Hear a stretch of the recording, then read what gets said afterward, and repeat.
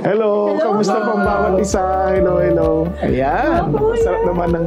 Eto, lagi na naman tayong nasa live, diba? Hindi tayo nasa Zoom. Ang malaking bagay no, na nag-uusap tayo na magkakaharap, no? Kaya masaya po ako ngayon talaga. Talagang, syempre gusto ko po lagi masaya, joyful. Yun nga po, kasi meron na naman tayong Payong Kapatid episode para sa ating mga kapatid. Face to face kami. Opo. So mga kuya, teka lang po may perfect. Hindi kasi mga kuya, meron lang akong gustong tanungin, pasintabi lang ho, okay lang ho ba Kuya Erwin? Kasi napansin ko yung inyong coffee cup. Pwede po makita? Opo. Tingnan niyo po mga kapatid, tingnan niyo. Hindi ko lang po alam kung ano po ito, trying hard to be a coffee cup o trying hard to be a toilet. Diba? Toilet po. So, mga kuya, kaya ko naman ho nabanggit yung trying hard. Pasintabi lang ho, alam po medyo may negative connotation po yung yung trying hard yung word. Pero mga kuya, kasi medyo may gusto rin po akong itanong sa inyo, huminga ng payo. Kasi po naalala ko po nung bata ko, syempre gusto kong mag-fit in. Tagal na nun. Hindi pa makaalala po yung 5 years ago. So, all-girls school po kami sa Saints ko. So, nauso po kasi dati yung My Sharona, di ba? Nagpaiksi ng mga buhok yung mga classmates ko. Siyempre, gusto ko makibagay, maka-in, di ba? So, nagpagupit din ako, boys cut. Naku, mga kuya.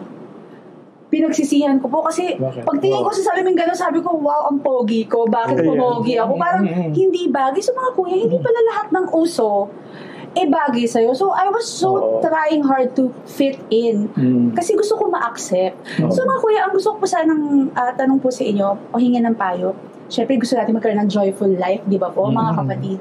Paano po kami magiging joyful at maging katanggap-tanggap sa tao at katanggap-tanggap sa Panginoon? Okay po ba na i-desire ko yun? Iyon. Ako, napakagandang yun. Maganda yung sinasabi mo. Pero bago natin sagutin yan, una, ito, hindi yan bago, Ano po? Arinola yan. Wow! Biro lang. Coffee cup. Regalo sa akin ng anak ko. Ang cute nga po. Pero nasa tama yan, ma'am. Yan. Naman ako. Birthday gift niya sa akin. Pero going back sa question mo na, bakit parang di ba, parang we want to fit in. Opo. Kasi lahat tayo, we desire to be acceptable. Kasi yung feeling na accepted ka, parang nagka-create yung saya yan sa buhay mo eh. Kasi ganito yan, no? Maraming tao sasabi, I love you. Pero tanong, do you really like me? Kasi even in the family, di ba? We know that, mahal ako ng tatay ko, pero hindi ko nararamdaman gusto niya ako. Mahal ako na nanay ko, pero hindi ko nararamdaman niya. Gusto niya ako. Kaya tuloy, hindi mo na makita yung pagmamahal kasi feeling mo hindi ka gusto. Di ba? So, gusto mo marinig din yung I like you. Oo, siyempre masarap din yun. So, ang sagot mo doon, low IQ ka din. Low IQ! I like you. Naku, medyo bigay. Ano ba yan? Hindi ba, pero ang ganda kasi yung tinatanong mo, sa pag-aaral natin sa sulat ni Paul, yung mga payo niya, how to be joyful living, diniscuss din niya ang issue na yan. Doon kung mapapansin mo, nandito tayo sa chapter 3, di ba? Natapos tayo sa chapter 2 about complaining, about yung being proud, yung ganyan. So, lahat ng yon nagkakos yun ng kalungkutan sa buhay. And tulad na sinabi mo rin, when we are trying hard to be acceptable, ano rin yan, nakakapagod yan. Di ba? Nakakapagod. Tapos, ang masama, kailan ka magiging katanggap-tanggap? Di ba? So, ang ganda nito, ito ang, para mabalikan natin, yung sulat ni Paul, and nung sinasabi niya, basahin natin para lalo nating maliwanagan. Simulan lang natin sa chapter 3, verses 1 to 11. Okay. Siguro ikaw na rin ang magbasa para makita natin ang mabuti. Chapter 3, verses 1 to 11. 1 to 11. So, mga kapatid, basahin na po natin. Philippians 3, verses 1 to 11. Finally, my brothers and sisters, rejoice in the Lord. To write the same things again is no trouble for me, and it is a safeguard for you. Beware of the dogs. Beware of the evil workers. Beware of the false circumcision, for we are the true circumcision who worship in the Spirit of God and take pride in Christ Jesus. And put no confidence in the flesh. Yeah. Although I myself could boast as having confidence even in the flesh, if anyone else thinks he is confident in the flesh, I have more reason. Circumcised the 8th day of the nation of Israel, of the tribe of Benjamin, a Hebrew of Hebrews, as to the law, a Pharisee, as to zeal, a persecutor of the church, as to the righteousness which is in the law, found blameless. But whatever things were gained to me, these things I have counted as a loss because of Christ.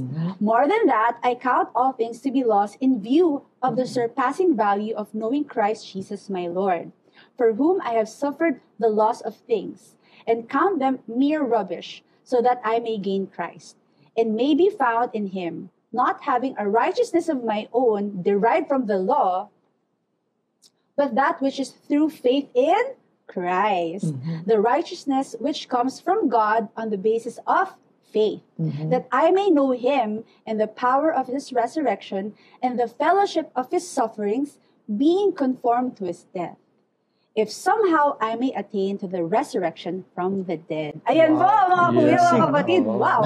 Sa simula pa lang, ganda na. Sabi niya, rejoice in the Lord. Inuutos niya na kaagad. Di ba, Kuya Erwin?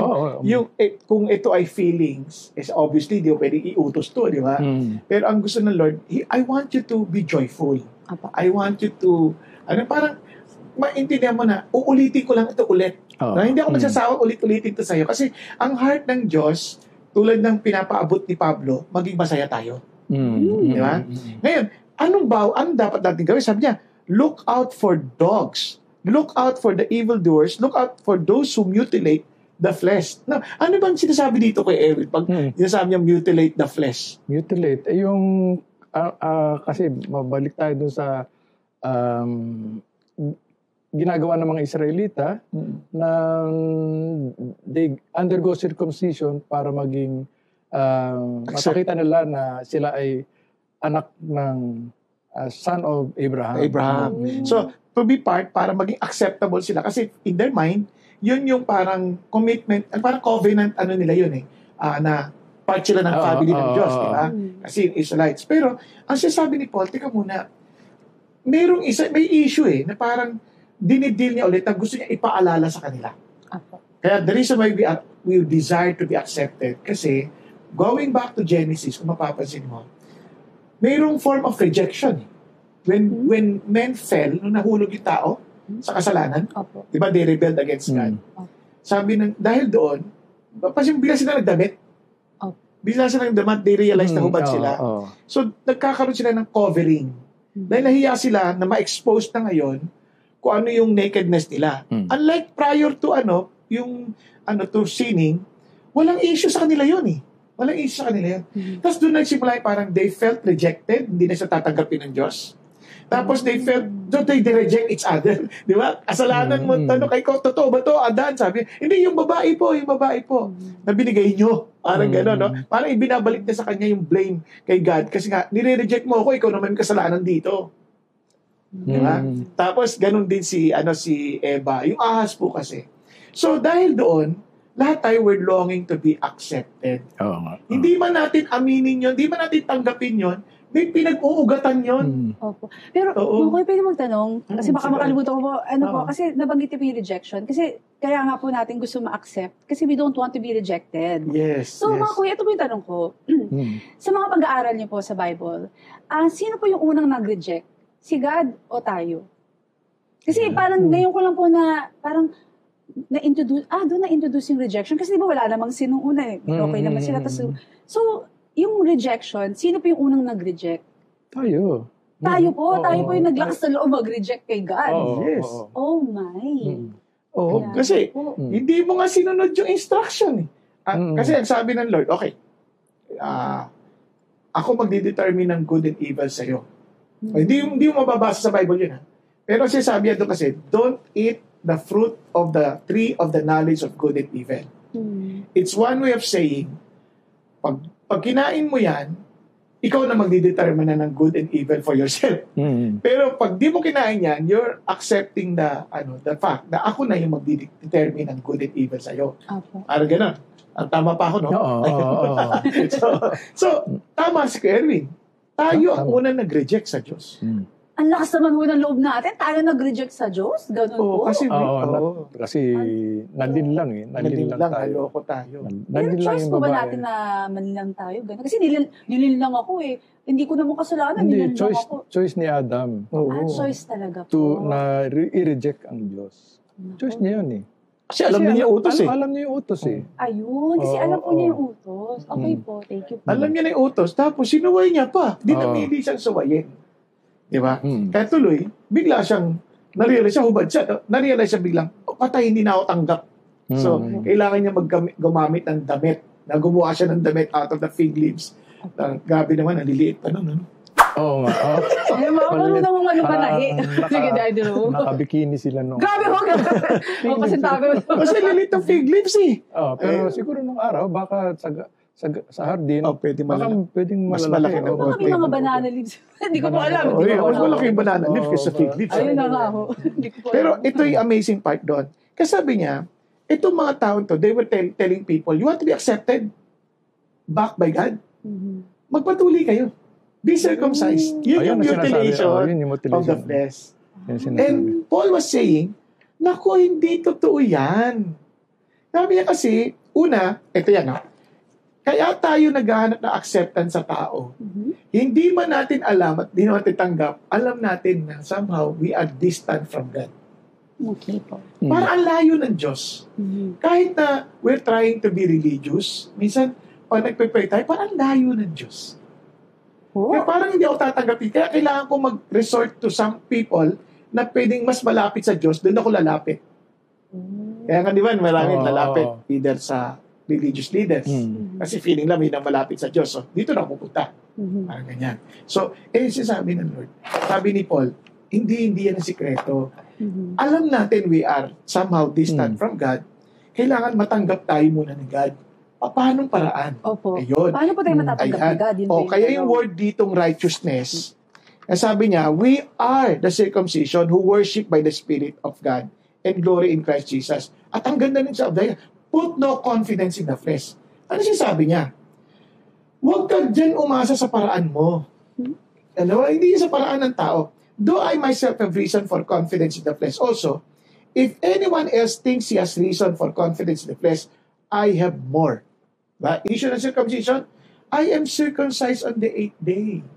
Ibig sabihin, hindi ako ito yung na-naturalize ako. I was born a Jew. Bigat.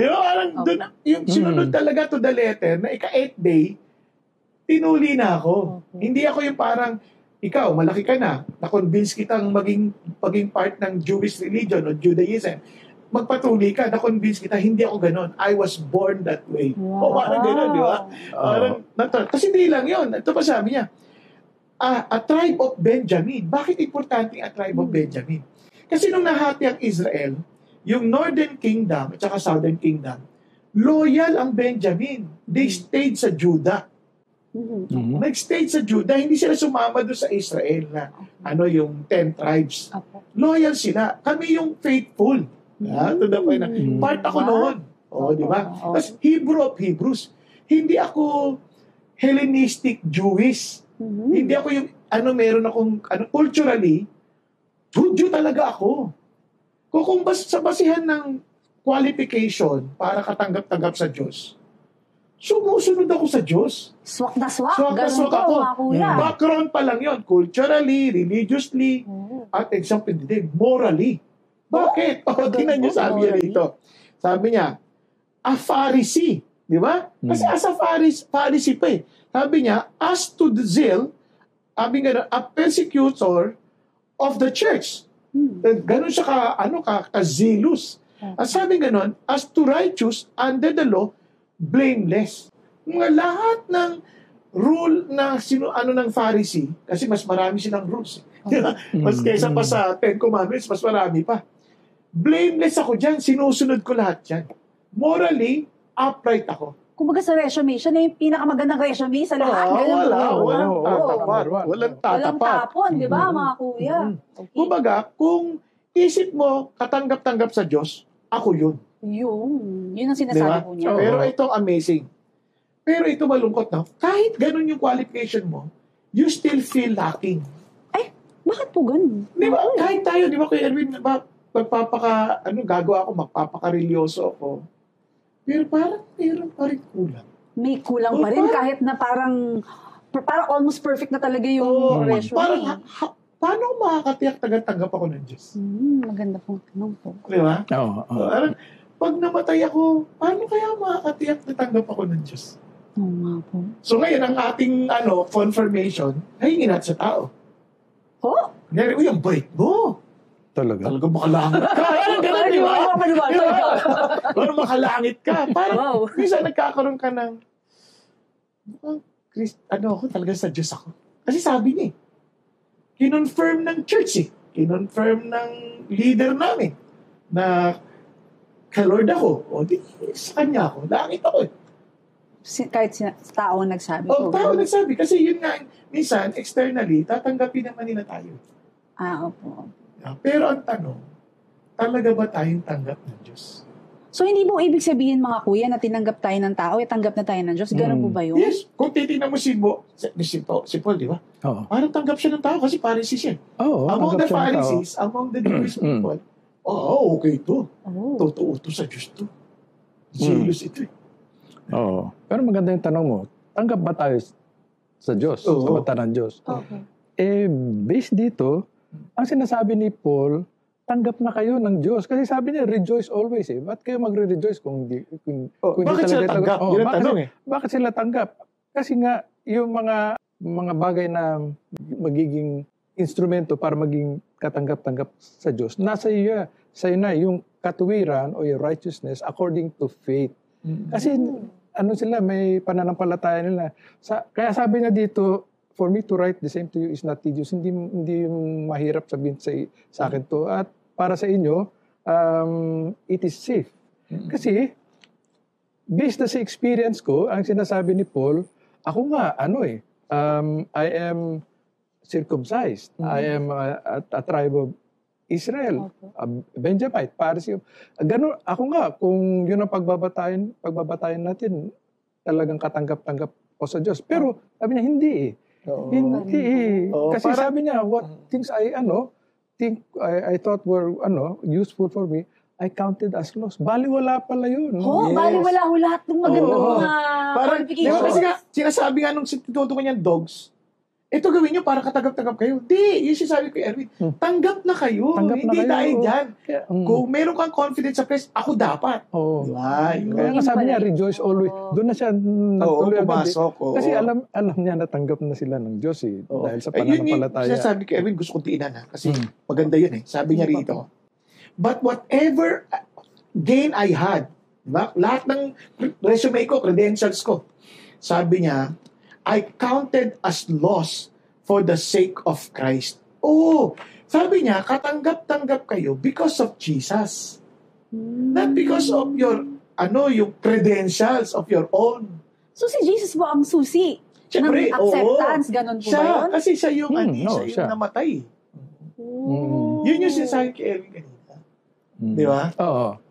Siya ang susi sa lahat. Yung pananampalataya natin, ang instrumento para maging katanggap-tanggap tayo sa Diyos, kay Lord. Tapos ito bang matindi, Kuya Erwin, verse 8, indeed I count everything as lost because of the surpassing worth. Ibig talagang mas malayo, mas matinding halaga of knowing Christ Jesus my Lord. For this sake I have suffered the loss of all things and count them as rubbish in order that I may gain Christ. Ano yung rubbish, Kuya Erwin? Oo nga, paano pa yung rubbish? Yun po ba yung Ito yung rubbish. Kasi ang literal term dyan, considered as dung, waste. As in, kaya tama yan, Kuya. Galing na Cheers. Ayaw ko imagine.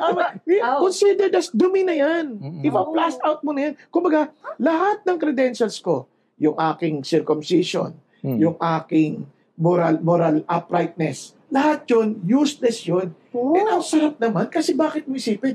Yung akala mo, lahat, kung yun yung bastihan, parang hindi ka feeling na sapat Parang lagi feeling mo kulang. May kulang.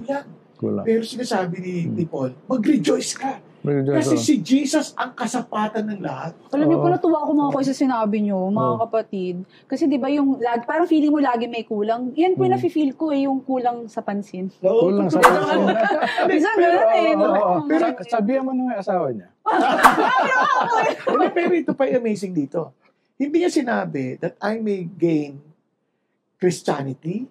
Sabi niya, I may gain Christ. Bakit importante yun? Yung person ni Christ. Yun yung, parang sinasabi niya, yung relationship ko kay Christ. Kaya gusto ko siyang makilala pa. Kaya yung word na no, experiential yun. Yung word na no, ginagamit yan sa intimacy. Ng kahit sa Old Testament. Yung yada, intimate yun. Tapos nung tinranslate yan, ginos ko sa Greek. Ano yan? Intimacy yan. Kaya nga yung sabi ni Lord, di ba? Lord, did we not prophesy in your name? Did we not cast out demons in your name? Kung baga titignan ko, ako yun, titignan ko, grabe, puro miracles. Kung gumawa siya, miracles, ang lapit siguro sa Diyos niyan. Tapos ang sagot ni Lord sa kanya, depart from me, I never knew you. Wait lang, paano pa nangyari yun? Iyon. Kasi yung word na new doon, una-una, yung Lord, pagka sa practice ng mga Hudyo, pag inuulit-ulit, close kayo. Kaya Abraham. Kaya sabi Lord, he is my friend. Kaya tawag niya, Abraham, close kayo. Diba? Ngayon natawag ka, Lord, inulit mo. Ibig sabihin, close kayo. Okay. Ngayon, sasabi ng Lord, nagsasabi kang close tayo. Hindi naman kita kilala. Yung word na kilala doon, hindi kita kilala, hindi ko alam. Dahil all-knowing siya. Diyos siya. Yung no doon, hindi naman tayo close.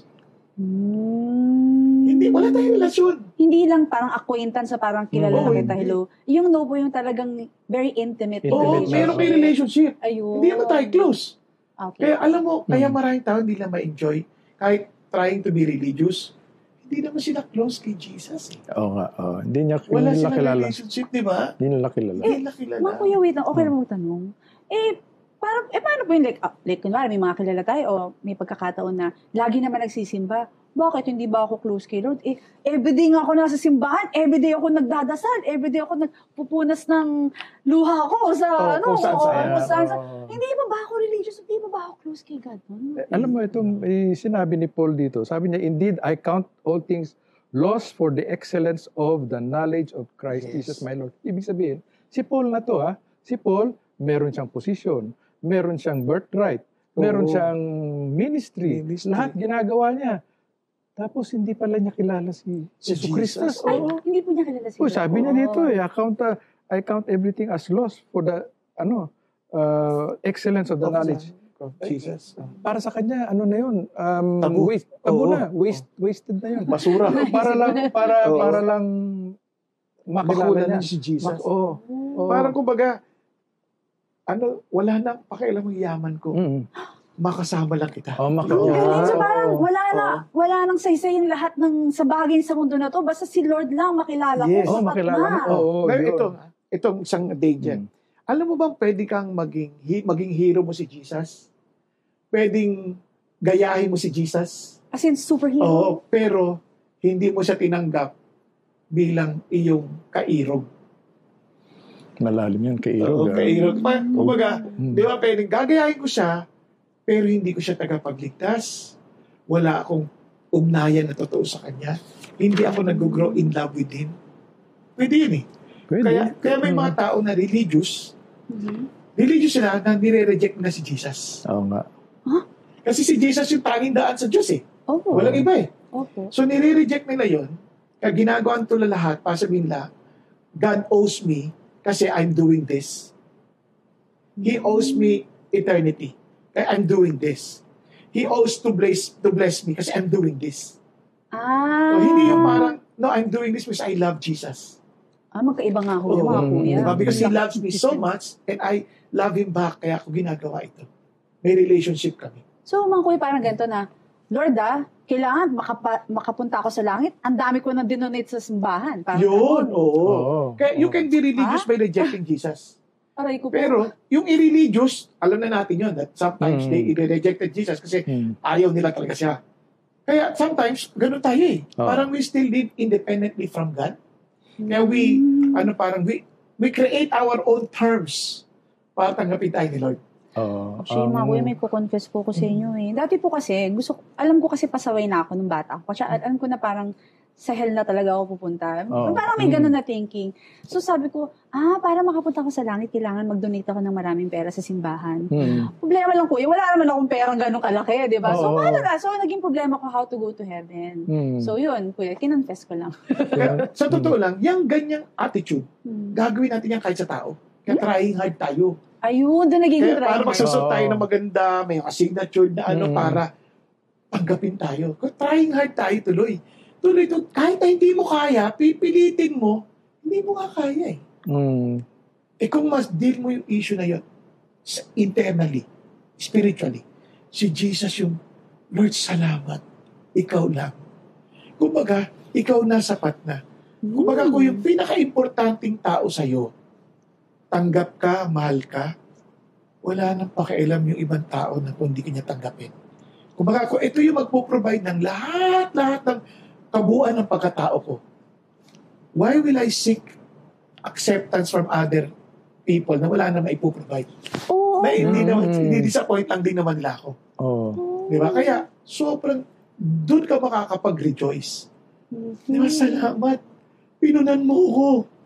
Hindi ko kaya, pinunan mo ako. Yung Diyos na talagang may-ari ng lahat ng bagay, na siyang totoong kailangan ko, tinanggap na ako. So, hindi mo man ako tanggapin, okay lang. Pero ang ganda nito, habang tanggap ka ni God, lalo ka namang mapagbigay sa iba. Opo. Dahil mapagbigay ka, yung iba, matatanggap din ikaw dahil tanggap na din nila si God. Diba? Kaya nga, diba, Erwin, paborito mo ito eh. Kapag you're walking pleasing to the Lord, even your enemies will be at peace with you. Diba? So, totoo nangyayari naman yun eh. Pero obviously, hindi lahat. Opo. Kasi meron talagang, di ba, enemy talaga na ayaw talaga sa'yo kahit ang gawin mo. Pero at least, tanggap ka nung pinaka-importanting being sa'yo. Grabe, importanting person.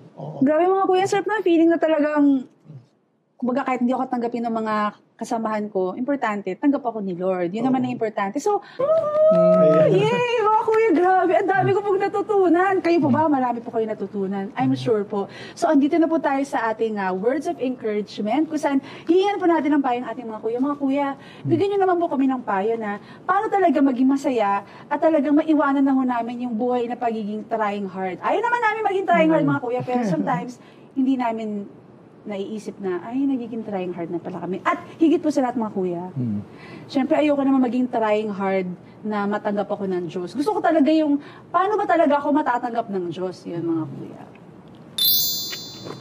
Ang simpleng sagot yan. Magtiwala ka sa Diyos. Magtiwala ka sa mga sinasabi niya.